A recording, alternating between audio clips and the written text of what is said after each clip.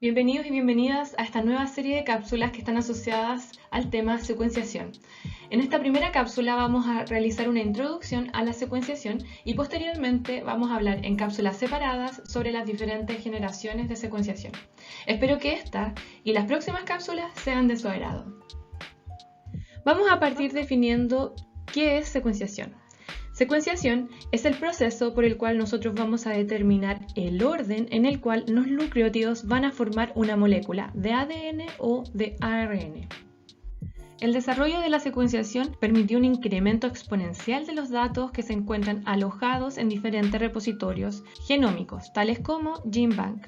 Lo que vemos en este gráfico es el número o la cantidad de datos por millones de bases que se empezaron a depositar en este repositorio a través de los años, y podemos ver que la cantidad de data comienza o sufre un incremento exponencial alrededor de los años 2000. Al mismo tiempo, y en la línea roja lo que vemos es el número de usuarios o millones de usuarios que acceden a estos datos por semana, y podemos ver que esta curva muestra un incremento del uso de estos datos o acceso de los datos que se encuentran en este repositorio alrededor del 2005. Esto se correlaciona con el desarrollo de la secuenciación de siguiente generación o Next Generation Sequencing. Y el desarrollo de diferentes plataformas de secuenciación es lo que ha llevado a la definición de diferentes generaciones de secuenciación, y con esto el aumento, ¿cierto?, que vimos anteriormente de la data alojada en los repositorios. Nosotros podemos dividir las diferentes plataformas de secuenciación en al menos 3 generaciones. La primera generación es también conocida como la secuenciación Sanger. La segunda generación es una generación de secuenciación que se caracteriza por la obtención de secuencias cortas, mientras que la tercera generación se caracteriza por la obtención de secuencias de un largo mayor. Nosotros entendemos por secuenciación de siguiente generación como la secuenciación de segunda y tercera generación. También podemos ver acá que a lo largo de los años la segunda generación aparece alrededor de los años 2000, pero se va a masificar con la aparición o desarrollo de la plataforma Illumina. En las siguientes cápsulas vamos a revisar en detalle cada una de las características de estas diferentes generaciones de secuenciación. La masificación del uso de la secuenciación se debe en gran parte a la reducción de su costo en los últimos años. De hecho, secuenciar el genoma humano en el año 2001 costaba algo así como $100 millones. Eso equivale a alrededor de 75.150 millones de pesos. Sin embargo, en el año 2019, secuenciar el genoma humano cuesta menos que 800.000 pesos. Este descenso abrupto en el precio alrededor de los años 2007 a 2008 está relacionado con el desarrollo de la secuenciación de siguiente generación.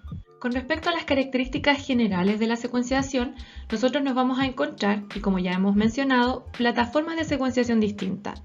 Vamos a tener la primera, segunda y tercera generación, y nosotros vamos a seleccionar una u otra de estas plataformas de acuerdo al objetivo de nuestra investigación. Vamos a tener también diferentes tipos de secuenciación que van a estar asociados a cómo secuenciamos el fragmento. También la cobertura de secuenciación, que tiene relación con cuánto hemos cubrido con nuestras secuencias el genoma que queremos estudiar. Por último, vamos a hablar de profundidad de secuenciación, que corresponde a la cantidad total de secuencias que hemos obtenido y que está directamente asociada a la plataforma que estemos utilizando para secuenciar. Quisiera recordarles que para realizar la secuenciación nosotros debemos fragmentar las moléculas originales, ya sean de ARN o de ADN. Esto se debe a que existen ciertas limitaciones en las plataformas tanto de primera como segunda generación. Sin embargo, la secuenciación de tercera generación es una excepción a esta regla, ya que no necesitamos fragmentar la molécula original para obtener las secuencias. Con respecto al tipo de secuenciación, nosotros podemos clasificarla en 2 tipos, y esto tiene que ver con cómo vamos a secuenciar el fragmento. Si secuenciamos solo un extremo del fragmento, nosotros vamos a estar realizando una secuenciación del tipo single end.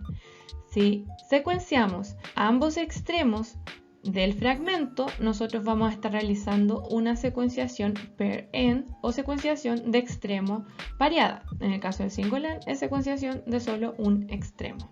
Ahora bien, si nosotros realizamos una secuenciación de un solo extremo, después de realizar el alineamiento de estas secuencias al genoma de referencia, nosotros vamos a poder identificar los genes de los cuales provienen estas secuencias y si estamos, por ejemplo, realizando una secuenciación de RNA, podemos también cuantificar la expresión de estos genes.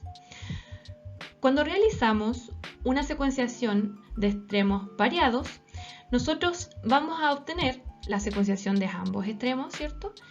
Pero también nosotros sabemos que entre estos dos extremos existe una secuencia que no pudimos obtener, pero como conocemos el tamaño del fragmento, nosotros sabemos que estas secuencias van a estar separadas por un trecho de secuencia de un tamaño determinado. Esta información estructural nos va a permitir o nos va a facilitar la detección de características genómicas tales como rearreglos, elementos repetitivos que son muy difíciles de reconstruir, fusión de genes y también identificación de nuevos transcritos tales como isoformas de splicing alternativo. En general, la secuenciación pair-end nos va a permitir una mejor reconstrucción de la molécula original.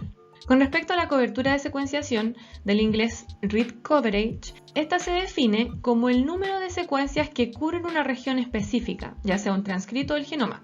Pensemos, por ejemplo, que cada una de estas posiciones corresponde a una posición genómica, y acá tenemos el número de secuencias. Si nos enfocamos en esta posición, vamos a tener una cobertura de 18 porque existen 18 secuencias que están cubriendo esta posición.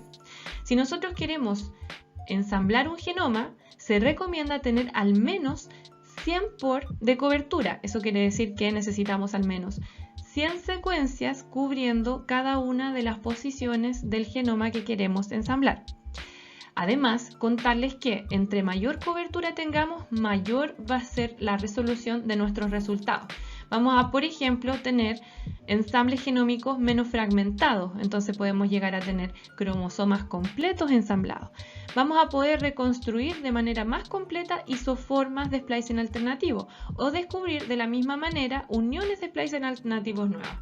De esta manera, entre más cobertura podamos tener, mejor van a ser nuestros resultados, y eso va a depender de la plataforma que utilicemos y el presupuesto que tengamos para realizar nuestros experimentos. Entonces, para poder realizar un experimento de secuenciación, nosotros necesitamos, primero, definir la muestra que vamos a secuenciar, si va a ser una secuenciación de ADN o de ARN. Definir el propósito, ¿qué queremos hacer?